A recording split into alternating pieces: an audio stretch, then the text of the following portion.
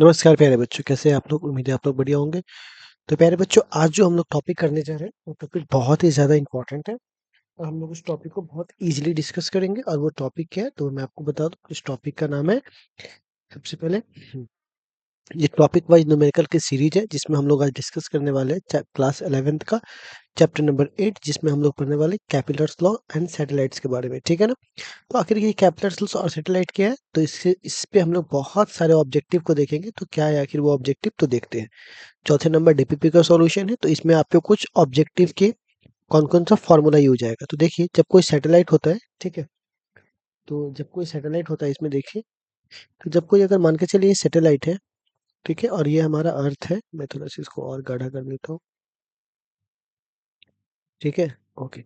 तो इसके चारों ओर क्या होते हैं, कोई घूम रहा होता है, ठीक है, सैटेलाइट वगैरह घूम रहा होता है। तो इसमें क्या होता है कि ये इस पे बल लगाता है, ये इस पे बल लगाता है, ठीक है। तो ये जो ऑर्बिट करता है, उसकी ऑर्बिट की जो वेलोसिटी होती है, जिसको ऑर्बिट वेलोसिटी कहते हैं, वो कहते हैं root under G M upon R, ठीक है। तो अगर मैं इसको ठीक से कर दूं तो इसको मैं लिखता हूँ रूट अंडर जी आर, ठीक है। जिसकी वैल्यू कितनी होती है, तो 8 के आसपास में, 8 किलोमीटर पर आवर, सॉरी पर सेकेंड। इतना हमारा क्या होता है, वेलोसिटी होता है ऑर्बिट का, ठीक है। अब इसी से संबंधित हम लोग क्या करते हैं, कुछ न्यूमेरिकल्स को देखते हैं। तो सबसे पहले न्यूमेरिकल क्या है, ये देखिए। तो ये आईआईटी में पूछा हुआ क्वेश्चन है, बहुत ही सिंपली ये कहता है, एन अर्थ, हिंदी मीडियम वाले हिंदी में पढ़ लेंगे। An earth satellite of mass m revolves in a circular orbit at a height h from a surface of radius r is the, जो भी उसका रेडियस है और जी इसकी एक्सेलरेशन है, तो हमें कह रहा है इसकी वेलोसिटी कितनी होगी। तो मैंने अभी आपको बताया कि वी नॉट का फॉर्मूला शायद आपको याद होगा, root under G M upon R, ठीक है। यहाँ पे कह रहा है कि कुछ एच हाइट पे चला गया है, कितना हाइट पर, एच। तो अब जो सेंटर से ये जो दूरी होगा, देखिएगा, ये डिस्टेंस को हम लोग बोलते हैं आर, ठीक। और ये थोड़ा और ऊपर चला गया तो ये एच होगा। तो टोटल रेडियस कितना होगा, तो टोटल रेडियस होगा बच्चे लोग आर प्लस एच। तो बताइए वी नॉट का मान कितना आ जाएगा, वी नॉट का मान हो जाएगा जी एम, और आर की जगह क्या हो जाएगा, आर प्लस एच, ठीक है। लेकिन अब सवाल है, इस जी एम की वैल्यू कितनी होगी, तो आपको पता होना चाहिए जी का फॉर्मूला होता है G M upon R square. तो अब बताइए जी एम का मान कितना होगा, जी इंटू आर स्क्वायर, ठीक है। तो अब बताइए मैं इस जगह पे रखता हूँ, तो यहाँ पे वी नॉट बराबर में क्या रख सकता हूँ, root under G into R square upon R plus H, यानी हमारा सही ऑप्शन हो जाएगा डी नंबर, ठीक है।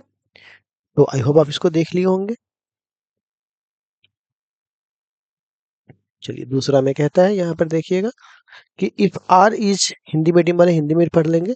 कहता है if R is represented the radius of orbit of a satellite of mass m revolving around the planet of mass m, the velocity of the satellite is given by, तो velocity satellite की कितनी होगी, तो मैं आपको बता चुका हूँ, पी नॉट पर आवर root under G M upon R. अगर आप यहाँ से स्क्वायर हटाओगे तो यहाँ पे रूट चढ़ जाएगा, तो यहाँ पे रूट हट जाएगा, तो कितना हटेगा, जी एम अपॉन आर, यानी हमारा सही ऑप्शन क्या होगा, right answer D is right answer, ठीक है। चलिए अब देखता हूँ थर्ड। थर्ड में कहता है प्यारे बच्चों, ये कह रहा है कि कंसीडर ए सैटेलाइट, अगर हम एक सैटेलाइट को कंसीडर करते हैं जो अर्थ को अर्थ के राउंड घूम रहा है, तो मान लीजिए अर्थ है और ये हमारा प्यारा सा सैटेलाइट है, ठीक है, और ये रिवॉल्व कर रहे हैं, ठीक है। तो ये कह रहा है कि स्टेटमेंट, इसमें से कौन सा स्टेटमेंट रॉन्ग है।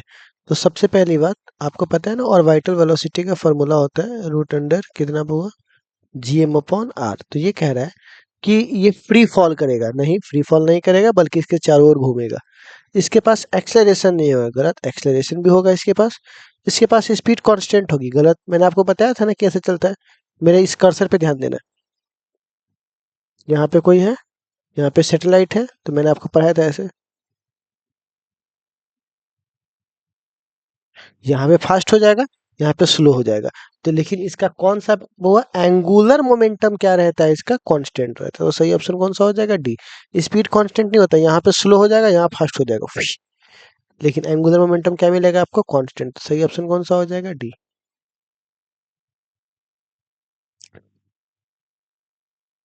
अब यहाँ पे क्या कहता है, कहता है the ratio of kinetic energy required, ratio कह रहा है तो दो काइनेटिक एनर्जी होगा, काइनेटिक एनर्जी पहला काइनेटिक एनर्जी दूसरा। ठीक, ये कह रहा है कि जब एक बार स्कैप करवा रहे हो तो एक बात बताइए, काइनेटिक एनर्जी का फॉर्मूला क्या होता है? हाफ एम, और एक बार स्कैप करवा रहे हैं तो स्कैप वेलोसिटी का स्क्वायर। अब कह रहा है ग्रेविटेशनल फील्ड, हाँ कह रहा है ग्रेविटेशनल फील्ड से, अब कह रहा है kinetic energy required to move the satellite. अब सैटेलाइट के पास जो होता है, आपको पता है ना, उस वेलोसिटी को हम लोग बोलते हैं ऑर्बिटल वेलोसिटी। तो हमें कह रहा है एक काइनेटिक एनर्जी स्कैप वाला चाहिए और एक ऑर्बिट वाला चाहिए। ठीक है, तो ये कट जाएगा। इसका फॉर्मूला कितना होता है? हम्म, इसका होल स्क्वायर ऐसे कितना होता है? रूट जी आर का होल स्क्वायर। ठीक है, ये कट जाएगा और स्क्वायर से ये 2 हटेगा तो कितना बच जाएगा? 2। तो सही ऑप्शन कौन सा हो जाएगा? 2। ठीक है, चलिए नेक्स्ट। नेक्स्ट क्वेश्चन देखिए। अब ये क्वेश्चन क्या कह रहा है, क्वेश्चन को ध्यान से पढ़िएगा, बहुत इजी और बहुत अच्छा क्वेश्चन है, देखिए इधर ध्यान से।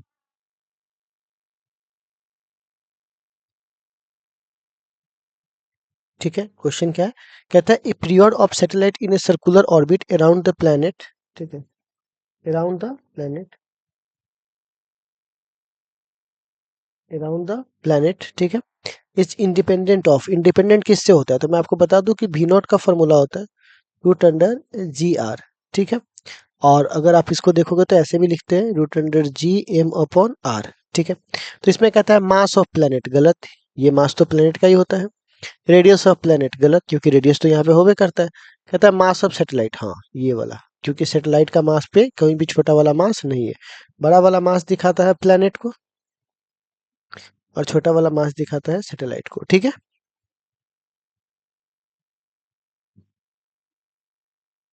अब कहता है सैटेलाइट ऑर्बिट का, अब कहता है एक ऑर्बिट, एक सैटेलाइट है जो ऑर्बिट कर रहा है अर्थ के वेरी क्लोज। तो बताइए ऑर्बिटल सैटेलाइट किस पे डिपेंड करता है? तो मैं आपको बता दूं कि ऑर्बिटल सैटेलाइट का जो फॉर्मूला होता है वो होता है जी आर।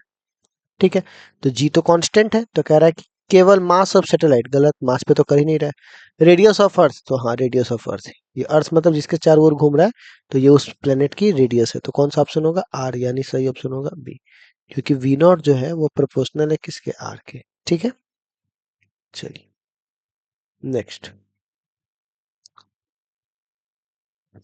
अब कहता है जो हमारे पास रिले सैटेलाइट्स है, ठीक है ना, वो ट्रांसमिट करता है टीवी प्रोग्राम को कंटिन्यूअसली वन पार्ट। तो एक बात बताइए, मैं आपको बता दूं, जैसे ये धरती है, ठीक है, धरती का ये पार्ट है, तुमने एक सैटेलाइट यहाँ लगा दिया, तो इस सैटेलाइट का फोकस हमेशा कहाँ रहेगा? इस पॉइंट पे रहना चाहिए। अब इस पॉइंट पे अगर सैटेलाइट का फोकस रहना चाहिए, ठीक है ना, तो इस पॉइंट पर अगर सैटेलाइट की फोकस रहनी चाहिए, ठीक है ना, तो इस पॉइंट पे फोकस रहनी चाहिए। तो ये अगर घूम रहा है तो इसको भी तो उसी स्पीड से घूमना होगा चारों ओर। तो कहने का मतलब टाइम पीरियड जितना धरती का होगा उतना ही इसका होगा। तो वही कह रहा है टाइम पीरियड ग्रेटर, ग्रेटर तो नहीं होगा, लेस भी नहीं होगा, टाइम पीरियड कोई रिलेशन नहीं है, गलत बात, रिलेशन है। Time period is equal, equal बोल रहा है, तो कौन सा ऑप्शन होगा? डी नंबर होगा। ठीक है, चलिए आठवां में कह रहा है एक स्मॉल सैटेलाइट है जो रिवॉल्व कर रहा है अर्थ के चारों ओर, ऑर्बिटल वेलोसिटी कितना होगा? तभी तो बताया ऑर्बिटल होगा 8 किलोमीटर पर सेकेंड। 9। अब कह रहा है अगर कोई सैटेलाइट है, कोई यहाँ पे धरती है, और अगर उसकी स्केप वेलोसिटी यदि मान लीजिए 11 किलोमीटर है, तो कह रहा है अगर हम इसको 60 डिग्री पे छोड़ेंगे, भाई कितना भी डिग्री पे छोड़ो, ये जाएगा तो स्पेस में ही, क्योंकि खींचने वाला तो कोई है नहीं। तो ये एंगल पर डिपेंड नहीं करता है, तो मतलब जितना था उतने रहेगा। ठीक है, स्केप वेलोसिटी 11 है तो 11 रहेगा, एंगल पर डिपेंड नहीं करेगा। ठीक है, अब अगला मैं कह रहा है जो आर्टिफिशियल सैटेलाइट है, ठीक है ना, जो आर्टिफिशियल जो हम लोग भेजते हैं, वो कितना किलोमीटर दूर रहता है? तो मान के चलिए अप्रॉक्स में ये धरती से 36,000 किलोमीटर क्या रहता है, वो दूर रहता है, इतना पर आप आर्टिफिशियल सैटेलाइट को करवा सकते हो। ठीक है, नेक्स्ट। अब कहता है the periodic time of A communication satellite is, ठीक है ना, टाइम पीरियड, तो एक धरती को घूमने में कितना टाइम लगता है? 24 आवर। और उसी के साथ साथ सैटेलाइट भी उसके साथ साथ घूम रहा है, तभी तो एक दूसरे कम्युनिकेशन का मतलब क्या है? इंडिया में तो इंडिया के सामने रहेगा, तो ये धरती घूमेगी 24 घंटा में, तो इसको भी इंडिया के सामने रहने के लिए इसको भी 24 घंटा घूमना पड़ेगा। तो सही ऑप्शन कौन सा हो जाएगा? 24 आवर।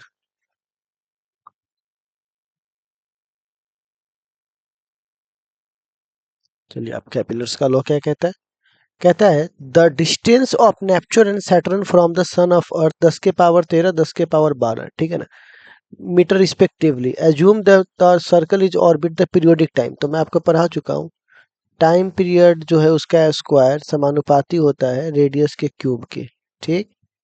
तो यहाँ पर पहले वाले का टाइम पीरियड, यहाँ पे दूसरे वाले का टाइम पीरियड, ठीक। तो और यहाँ पर भी R1 R2 का क्यूब।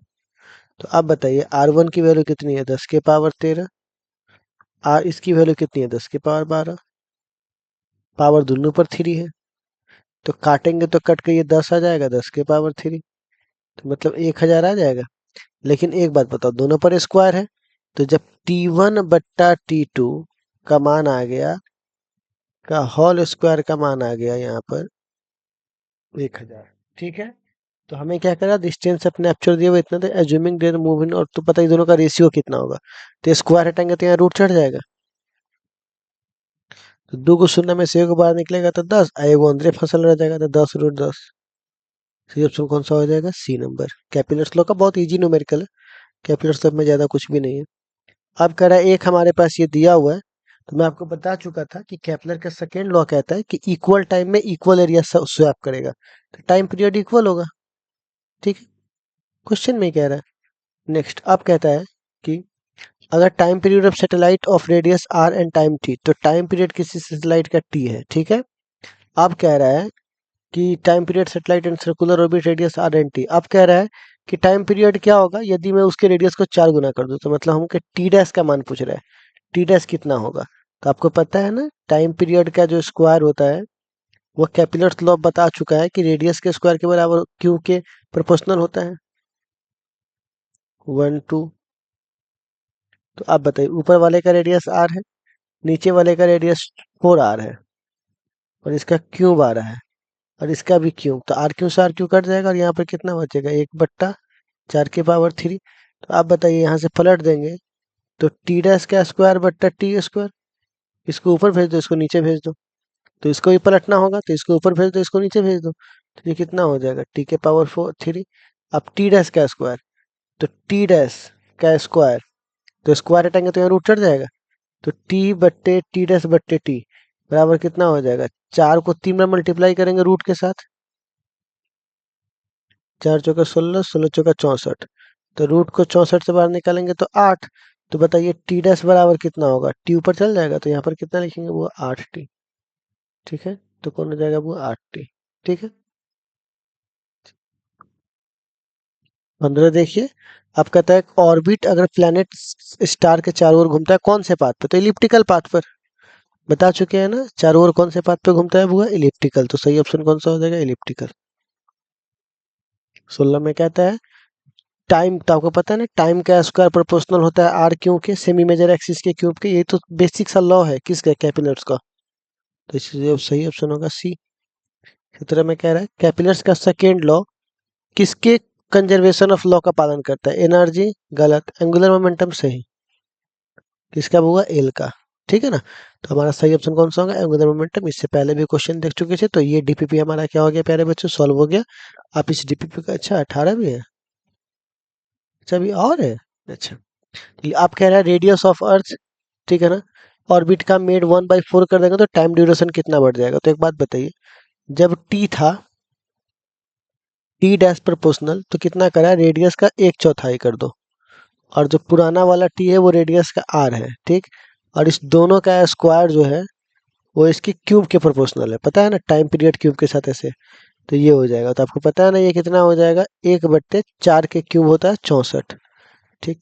तो अब बताइए टी डैश बराबर कितना होगा, तो टी डैश बराबर यहाँ स्क्वायर चढ़ जाएगा, तो टी ऊपर चल जाएगा, ये नीचे वाला टी, नीचे वाला टी कहाँ चल जाएगा, ऊपर।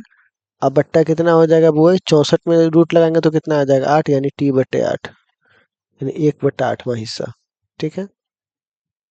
आप कहता है कि अगर एक इलिप्टिकल पाथ पे ये घूम रहा है तो स्पीड कहाँ का मैक्सिमम होगा, तो पता है ना, पास का यानी ए पॉइंट का सबसे मैक्सिमम होगा, और सबसे मिनिमम बी पॉइंट का, क्योंकि इक्वल टाइम में इक्वल एरिया कवर करना होता है। तो सही ऑप्शन कौन सा हो जाएगा प्यारे बच्चों, कहाँ पे सबसे मैक्सिमम मिलेगा, ए वाले पर, ठीक है।